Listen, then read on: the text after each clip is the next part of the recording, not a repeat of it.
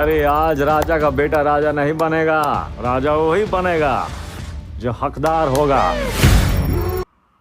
जय हिंद, नमस्ते विद्यार्थी मित्रों, आज हम एक बार फिर आपका सीएम फिजिक्स में स्वागत करते हैं। आज हम लाए हैं प्रीवियस ईयर क्वेश्चन सीरीज का एपिसोड नंबर 13, जो जी नीट में पूछे हुए क्वेश्चन के डिस्कशन, जिसमें शॉर्ट ट्रिक बताई जाती है। आप जानते हैं, ज्यादा समय न बिगाड़ते हुए देखते हैं आज का पहला क्वेश्चन। 2003 में पूछा हुआ क्वेश्चन। यह क्वेश्चन की मेथड बहुत लॉन्ग है, पर हम एक शॉर्टकट ट्रिक से जो विद इन 30 सेकंड सॉल्व हो जाएगा। पहले हम क्वेश्चन समझते हैं, फिर इसका एक छोटा सा शॉर्टकट फार्मूला है। हालांकि वो फार्मूले का डेरिवेशन बहुत बड़ा है, लेकिन हम उस फार्मूले को लेकर चर्चा करेंगे। A wire suspended vertically from the one of its and and stretched by the attracting weight of 200 Newton. एक वायर को सस्पेंडेड कर रहा है एक एंड से, दूसरे एंड पर आपने अटैच कर रहा है, कुछ वेट अटैच कर रहा है, जिससे 200 न्यूटन का फोर्स प्रोड्यूस हो रहा है to the lower end.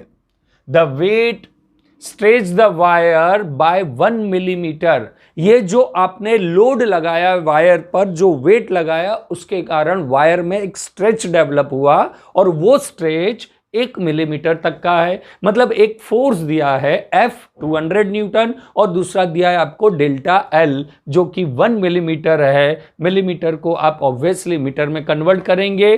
The elastic energy store in the wire के अंदर इलास्टिक एनर्जी कितनी होगी, ये हमें कैलकुलेट करना है। इलास्टिक एनर्जी, देखिए ध्यान रखिएगा, जब भी क्वेश्चंस में स्टोर एनर्जी पूछे तो स्टोर एनर्जी का कहीं ना कहीं मतलब वर्क से होता है। हालांकि इस क्वेश्चन में जरूरी नहीं है, लेकिन वर्क का कहीं ना कहीं डायरेक्ट वर्क एनर्जी थ्योरम के हिसाब से डेल्टा के से भी रिलेशंस होता है। तो पोटेंशियल एनर्जी, वर्क और चेंज इन काइनेटिक एनर्जी तीनों सीरीज से आते हैं, यानी तीनों में से कुछ भी पूछे सॉल्यूशन एक ही होता है। अब आपको जो वर्क करना है, वर्क यानी स्टोर्ड एनर्जी, बहुत सिंपल फार्मूला है। Work is equals to F into 1/2 F into delta L होता है। ये सिंपल सा फार्मूला है। यदि वायर को एक एंड से स्ट्रेच किया जाए तो स्ट्रेच वायर में वैल्यू ऑफ वर्क डन या stored energy inside the wire is given by W is equals to half of F into delta L। बस इतना सा ही करना था। F आपको दिया है 200, डेल्टा एल दिया है आपको 1 मिलीमीटर, जिसको आप मीटर में कन्वर्ट करोगे, कैलकुलेट करोगे, इजीली 2 से 100 कैंसिल हो जाएगा, इंटू 10⁻100 इंटू 10⁻³ यानी आपके पास जवाब आ जाएगा 0.1 जूल। ऑरली क्वेश्चन हो जाता है। स्ट्रेच वायर के लिए आप शॉर्टकट फार्मूला, एक ट्रिक ध्यान रखेंगे, ट्रिक तो नहीं कह सकता है, एक shortcut formula W is equals to यानी value of work done U is equals to 1/2 F into delta L। 2006 में पूछा हुआ एक क्वेश्चन जो टर्मिनल वेलोसिटी से रिलेटेड है। टर्मिनल वेलोसिटी में दो टाइप की डेंसिटी होती है, ठीक है, density of material and density of liquid. हम डिस्कस करते हैं क्वेश्चन है क्या। The terminal speed of a sphere of gold. Gold का एक स्पीयर है जिसकी डेंसिटी दी है 19.5 इंटू 10⁻³ kg पर metre cube in a viscous liquid of density 1.5 into 10⁻³ यानी गोल्ड की डेंसिटी दी है, उसको जिस लिक्विड के अंदर ड्रॉप किया जा रहा है उसकी डेंसिटी भी दी है 1.5 इंटू 10⁻³ kg पर मीटर क्यूब इज 0.2 मीटर पर second. What is the terminal speed of a sphere of a silver density 10.5 into 10⁻³ kg per meter cube? मतलब अब आपने गोल्ड की जगह एक सिल्वर की बॉल ली, जिसकी सिल्वर की डेंसिटी है 10.5 into 10⁻³ kg पर metre cube of same size in the same liquid. मतलब उसी लिक्विड के अंदर आपने गोल्ड का स्पीयर यदि ड्रॉप किया तो उसकी टर्मिनल वेलोसिटी 0.2 मीटर पर सेकंड है। उसी लिक्विड के अंदर यदि आप सिल्वर की बॉल को, छोटी सी बॉल को, छोटे से स्पीयर को यदि ड्रॉप करते हैं तो उसकी वेलोसिटी क्या है वो हमें फाइंड करना है। तो हमको सबसे पहले दी गई है density of gold. Density of gold हमारे पास कितनी है 19.5 into 10⁻³ KG metre cube, unit नहीं लिख रहा हूँ, सबकी ऐसा ही यूनिट दी है। Density of liquid, density sigma भी ले सकते हैं, रो भी ले सकते हैं, तो sigma L is equals to है 1.5 इंटू 10⁻³ और उसकी टर्मिनल वेलोसिटी ऑफ गोल्ड हमें दी गई है 0.2 मीटर पर सेकंड, यूनिट नहीं लिख रहा हूँ क्योंकि सबकी ऐसा ही यूनिट है। और डेंसिटी ऑफ सिल्वर आपको दी गई है 10.5 इंटू 10⁻³ और आपको टर्मिनल वेलोसिटी ऑफ सिल्वर आपको फाइंड करना है।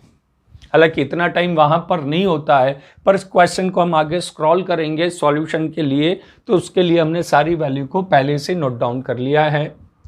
अब आपको टर्मिनल वेलोसिटी फार्मूला मालूम होगा 2/9 r² g upon eta, density of material minus density of material, rho of material sigma of L, कुछ भी नाम दे सकते हैं। इस हिसाब से ये सारा कांस्टेंट चला जाएगा, तो V T directly proportional to density of material minus density of sigma. इसको सॉल्व करें तो velocity of terminal velocity of gold upon terminal velocity of silver is equals to density of gold minus density of liquid upon density of silver minus density of liquid. ये आपको दी गई है 0.2 upon velocity terminal velocity of S, rho of gold की दी है 19.5 10⁻³ में common ले लूँगा 1.5 इंटू 10⁻³ अपॉन सिल्वर की है 10.5 माइनस 1.5 इंटू 10⁻³ आपने कॉमन ले लिया। इसको सॉल्व करेंगे तो 19.5 में से 1.5 यानी 18 इंटू 10⁻³ 10.5 में से 1.5, ये कोई एक्सप्लेन करने का चीज़ नहीं है, यानी कितना हो जाएगा 1/2, तो 0.2 into V T into S is equals to 1/2, तो velocity terminal velocity of silver is equals to 0.4 metre पर सेकंड हो जाएगी। नेक्स्ट क्वेश्चन पे जाएंगे। 2012 में पूछा हुआ एक और क्वेश्चन जो सरफेस टेंशन से रिलेटेड है। सरफेस टेंशन में एक ये जो लूप दिया है, ये आपकी बबल फिल्म सॉफ्ट फिल्म है, उसके ऊपर ये मूवेबल एक वायर है और उसके साथ आपने कुछ वेट को सस्पेंडेड किया है और क्वेश्चन हमारा स्टार्ट होता है। A thin film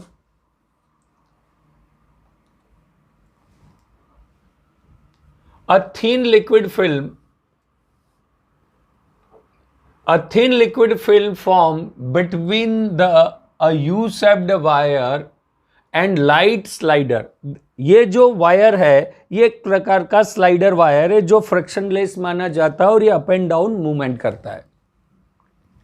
slider support a weight of 1.5 into 10⁻² weight दिया है 1.5 into 10⁻² newton, see in figure. The length of the slider is 30 centimetre. इसकी जो लेंथ दी है वो 30 सेंटीमीटर दी है, 30 centimetre, and its weight negligible, इसका खुद का वेट नेग्लिजिबल है। The surface tension of the liquid film is, liquid film का आपको सरफेस टेंशन फाइंड करना है। तो ये जो क्वेश्चंस हैं, ये क्वेश्चन जो है बिल्कुल सरफेस टेंशन से रिलेटेड है। ये स्लाइडर मान लेते पहले यहां था, सड़क के नीचे आएगा। सरफेस टेंशन का एक फार्मूला है कि due to surface tension liquid की जो फ्री सरफेस होती है वो कॉन्ट्रैक्ट होती है, कॉन्ट्रैक्ट होना स्टार्ट करती है। तो सरफेस टेंशन इस पे जो वर्क करेगा वो अपवर्ड डायरेक्शन में वर्क करेगा सरफेस टेंशन, यानी सीधे सीधे ये बैलेंस ऑफ क्वेश्चन है। इसका वेट जो है वो डाउनवर्ड लगेगा, सरफेस टेंशन ऊपर लग रहा है और ये यहाँ पर एक प्रकार से इक्विलिब्रियम में है। तो आप मान सकते हैं कि अपन ये यहाँ पर मान सकते हैं कि यहाँ पर लगने वाला वेट और ऊपर लगने वाला surface force due to the surface tension equal होगा। Force due to surface tension क्या होता है? T is equals to F/L, generally कई बुक में सरफेस टेंशन सिग्मा से भी होता है, टी से भी डिनोट करते हैं। तो F इज इक्वल्स टू कितना हो जाएगा, TL। और स्टूडेंट यदि इसको इक्वल कर देता है तो यहां पर MCQ आपके हाथ से चला जाएगा, क्योंकि ये जो सॉफ्ट फिल्म है, ये सॉफ्ट सॉल्यूशन से बनी हुई फिल्म है, इसकी फ्री सरफेस दो होगी, एक फ्रंट साइड की और एक बैक साइड की। ठीक है, यदि student F is equals to W कर देता है तो वो क्वेश्चन उसके हाथ से चला जाएगा और उसका आंसर भी इसमें कहीं ना कहीं अवेलेबल होगा। इसलिए वहां पर हमें ऐसा लगता है कि हमारा क्वेश्चन राइट है, लेकिन जब बाहर आके हम आंसर की चेक करते हैं तो लगता है कि वी आर मिसिंग समथिंग। तो ये जो फ्री सरफेस है, इसकी एक सरफेस आगे की तरफ है, दूसरी सरफेस इसकी पीछे की तरफ रहेगी।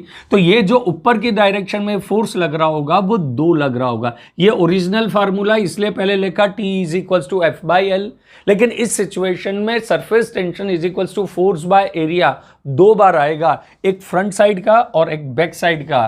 तो आपके पास में ये जो फार्मूला बन जाएगा सरफेस टेंशन। तो जैसे आपने देखा कि फोर्स ऊपर लगेगा, 2 साइड से लगेगा, फ्रंट साइड और उसका फोर्स लगेगा बैक साइड में, तो mg को जो फोर्स बैलेंस करेगा F dash is equals to twice of TL करेगा। ये ट्वाइस ऑफ TL यानी आगे का फोर्स F है, ऐसा का ऐसा फोर्स पीछे है, 2 फोर्स हो जाएंगे। तो 2 फोर्स यानी F प्लस F यानी F dash is equal to कितना हो जाएगा, ट्वाइस TL। और ये ट्वाइस TL W को मैनेज करेगा, यानी आप इजीली लिख सकते हो कि F dash is equal to W, यानी आप लिख सकते हो twice TL is equal to W। तो T is equal to W upon 2L, value सारी लग दोगे, W आपको दिया है 1.5 इंटू 10⁻⁻², 2 इंटू लेंथ आपको दी है 30 सेंटीमीटर, जिसको मीटर में कन्वर्ट करेंगे 0.3। इसको सॉल्व करोगे तो मेरे हिसाब से आंसर आपका आ जाएगा 0.025 न्यूटन पर मीटर। 2006 में पूछा हुआ क्वेश्चन जो यंग मॉड्यूलस के फार्मूले से बेस्ड है।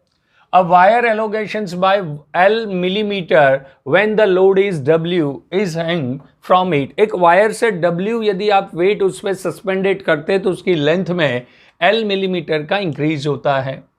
If the wire is goes over the pulley and 2 weights W each are hang at the 2 ends, the elongations of the wire will be in millimeter। यानी सीधा सीधा क्वेश्चन है कि एक वायर जिसकी लेंथ आपके पास में कुछ है, उसके ऊपर आपने वायर के ऊपर वेट W को सस्पेंडेड कर दिया तो उसकी लेंथ में L इंक्रीज होता है। अब उस वायर को पुली के ऊपर से ले गए और दोनों एंड पर आपने W वेट को सस्पेंडेड कर दिया, तो वायर की लेंथ में एलोगेशन यानी वायर की लेंथ में इंक्रीज कितना हो जाएगा।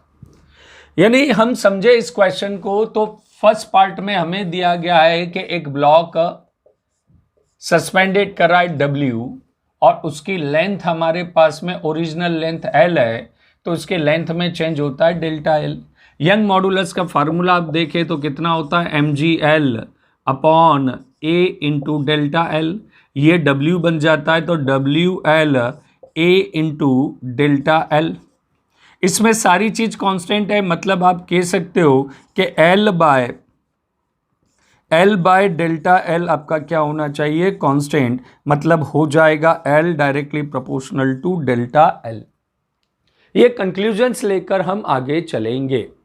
तो यहां पर आपके पास में L पर, कैपिटल L पर लेंथ इंक्रीज होती है L, क्यों? क्योंकि ओरिजिनल लेंथ L है और एलोगेशंस कितना होता है, length increase of wire L होती है, L directly proportional to L।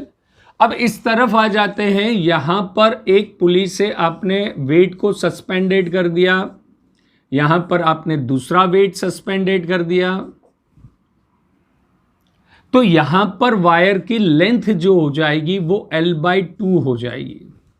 कितनी हो जाएगी, L/2।